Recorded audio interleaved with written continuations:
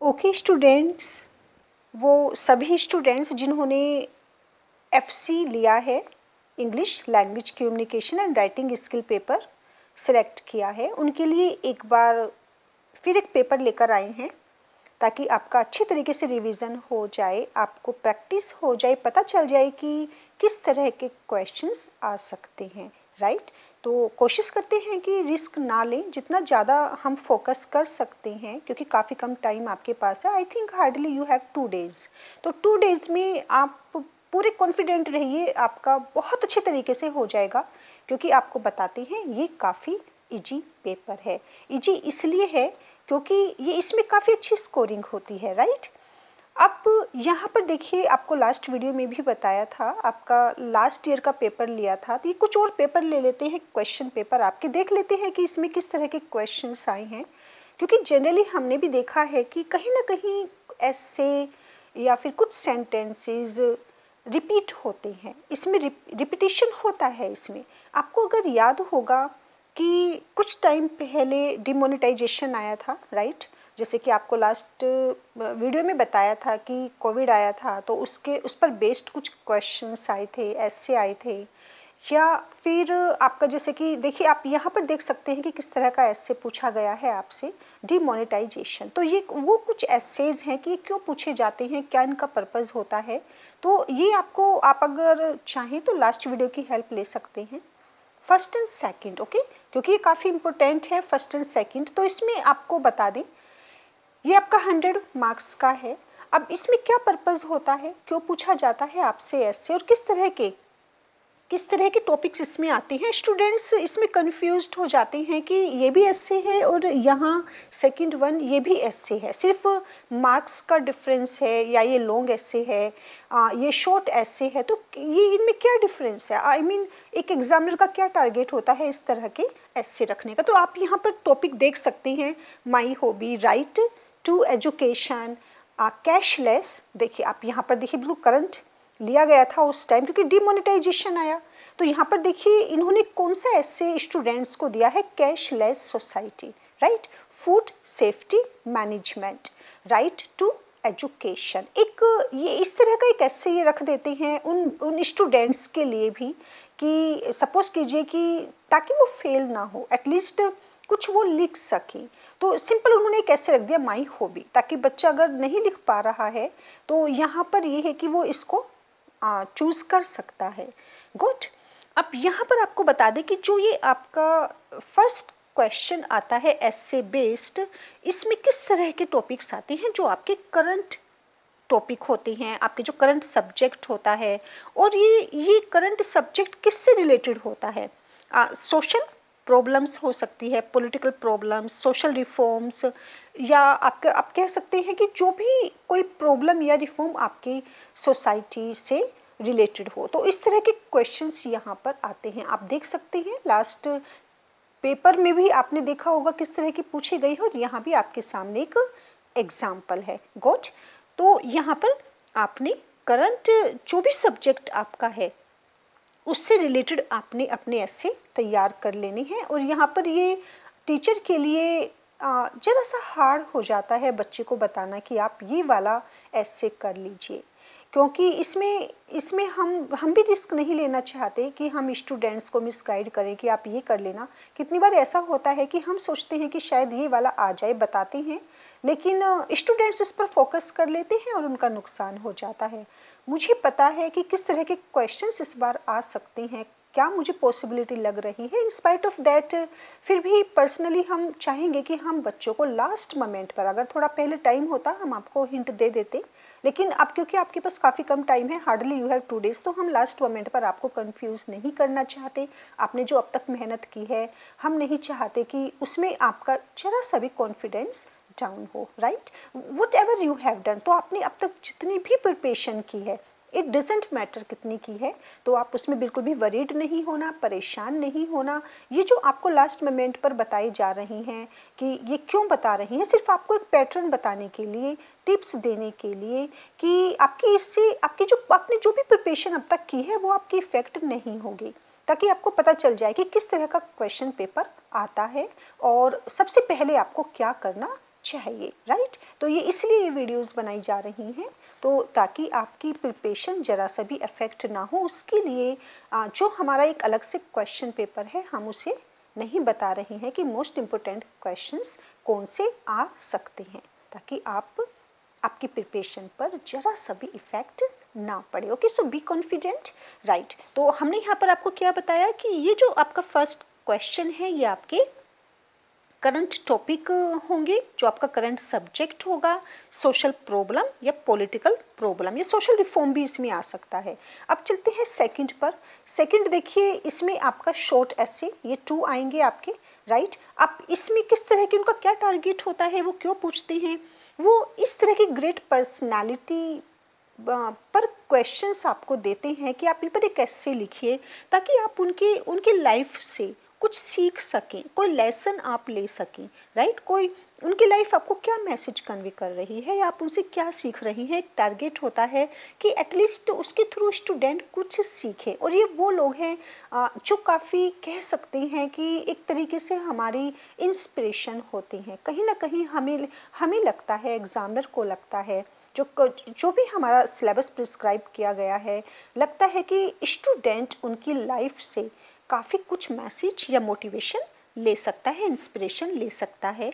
और ये कौन होते हैं, जैसे कि हमारे नेशनल हीरोज़ हो सकते हैं, सोशल रिफॉर्मर, रिलीजियस रिफॉर्मर भी आ सकते हैं, राइट। सोशल रिफॉर्मर तो होते ही हैं, लेकिन रिलीजियस रिफॉर्मर भी यहाँ पर होते हैं। साइंटिस्ट, ग्रेट साइंटिस्ट भी हो सकते हैं, नेशनल फ्रीडम फाइटर्स भी हो सकते हैं। तो आप देख सकते हैं जो भी हिस्टोरिकल पर्सनालिटी है, ग्रेट पर्सनालिटी है। तो यहाँ पर देखिए ये डिफरेंस देखिए, जो मैंने आपको लास्ट वीडियो में भी इंडिकेट किया था कि ये भी एससी है, ये भी एससी है, लेकिन यहाँ पर ये डिफरेंस आता है कि यहाँ इस तरह की पर्सनालिटीज़ होती हैं। जैसे कि फॉर एग्जाम्पल हम कह सकते हैं शंकराचार्य, अगर आपने नाम सुना होगा, I think Shankaracharya ji, Raja Ram Mohan Roy, Acharya Vinoba Bhave, CV Raman पर भी काफ़ी ज़्यादा ऐसे आते हैं, सीवी रमन पर भी।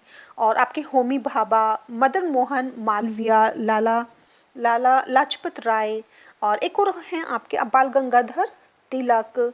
एंड गांधी जी पर तो सबको पता ही है, गांधी जी पर अभी आ जाते हैं। तो ये वो है जो हमारे एसेज जिन पर पूछ लिए जाते हैं। अब देखिए यहाँ पर आपसे क्या पूछा गया है, इसमें Sarojini Naidu, Abdul Kalam ji, okay, APJ Abdul Kalam, doctor Sarvepalli Radhakrishnan, and even देखिए यहाँ पर मदर टेरेसा, ओके, हम इनका नाम लेना भूल गए थे, mother Teresa, Lala Hardayal. I think that मुझे ज़्यादा नहीं पता लाला हरदयाल जी के बारे में, लेकिन ऐसे आया है। तो हम भी देखेंगे कि लाला हरदयाल जी की लाइफ में ऐसा क्या है, ऐसे उन्होंने मीन्स उनसे क्या इंस्पिरेशन या मोटिवेशन वो स्टूडेंट्स को देना चाह रहे हैं। तो उनकी ये पर्सनालिटी भी अगर उन पर यहाँ है तो पर्सनली हम भी इसको चलिए देखेंगे। लेकिन आप ये देखिए किस तरह के एसेज आते हैं, राइट। एंड देन आपका थर्ड वन। अच्छा, पहले आपको ये बता दें कि किस तरह के आ सकते हैं, थोड़ा सा आपको हिंट दे देते हैं यहाँ पर कि इसमें कौन कौन से एसेज हो सकते हैं। गुड, जैसे देखिए एक छोटा सा आपको फर्स्ट में, राइट, फर्स्ट में एग्जाम्पल देते हैं, यहाँ पर आपको हिंट दे देते हैं, this one, right an essay on any one of the following topics. तो देखिए कौन कौन से आ जाते हैं फर्स्ट में, cinema and society, clean India, ये काफ़ी इंपॉर्टेंट है, ये काफ़ी टाइम आया था लास्ट ईयर, स्वच्छ भारत अभियान। क्योंकि जब कुछ भी ऐसा इस तरह का कैंपेन स्टार्ट होता है, कोई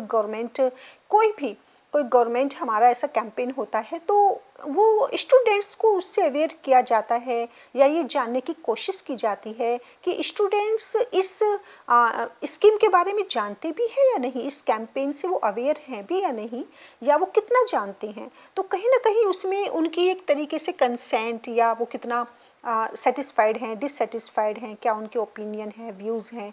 तो ये एक मीडियम होता है कि एक तरीके से कह सकते हैं स्टूडेंट्स के से जानने का। तो इस तरह के करंट टॉपिक लिए जाते हैं, तो ये काफ़ी अच्छा टॉपिक है, आप चाहें तो इसे तैयार भी कर सकते हैं। Clean India campaign, okay.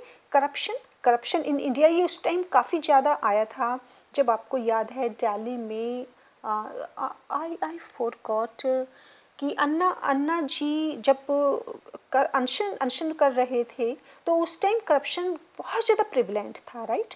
तो उस टाइम ये इस तरह के क्वेश्चंस आए थे, democracy in India, environmental pollution, global warming, Narendra Modi, problem of brain drain, importance of computer in everyday life, science for everyday life और साइंस। देखिए किस तरह के टॉपिक आए हैं, तो आप हल्का सा नज़र डाल लेना, राइट। ये नहीं कहेंगे अभी इनको तैयार करने नहीं बैठ जाना बिल्कुल भी, क्योंकि लास्ट मोमेंट है, परेशान हो जाएंगे। बस हल्का सा नज़र डाल लीजिए कि किस तरह के टॉपिक आ सकते हैं। गुड। इम्पोर्टेंस एंड टेररिज्म, देखिए तो आया था आपका, ये लास्ट ईयर आया था आपका, टेररिज्म, पैट्रियटिज्म, स्टूडेंट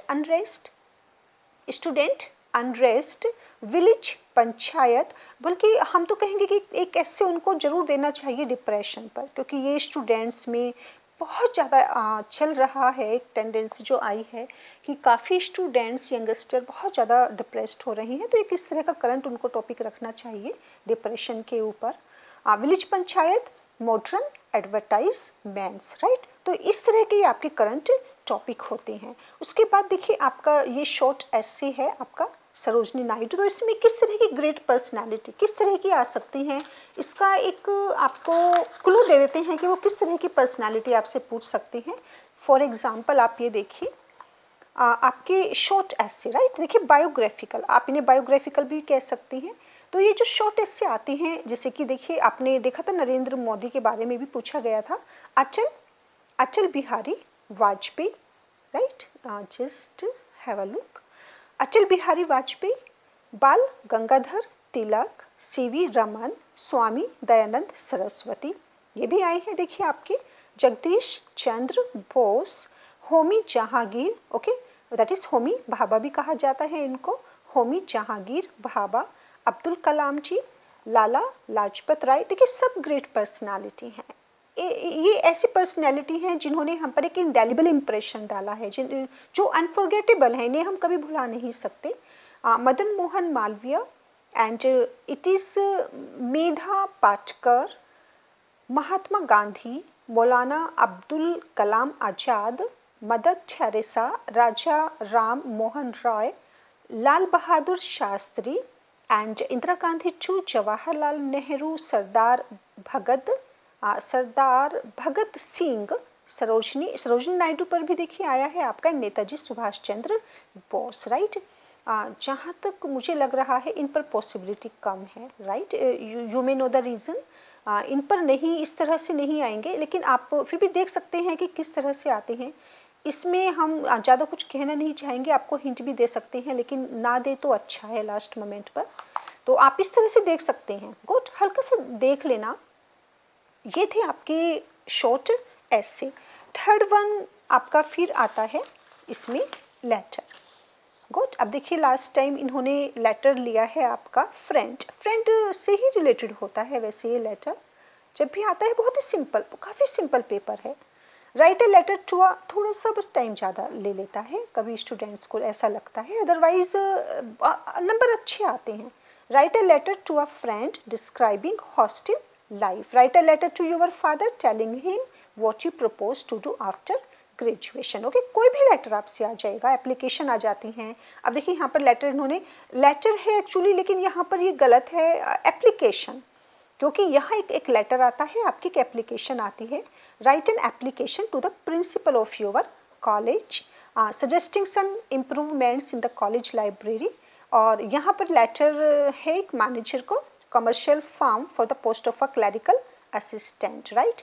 कुछ करेक्शन है आपकी यहाँ पर, करेक्शन ग्रामेटिकल मिस्टेक्स जो भी हैं वो आपने देखनी होती है, तो आप नज़र डालते चले जाइए कि किस तरह का आया है।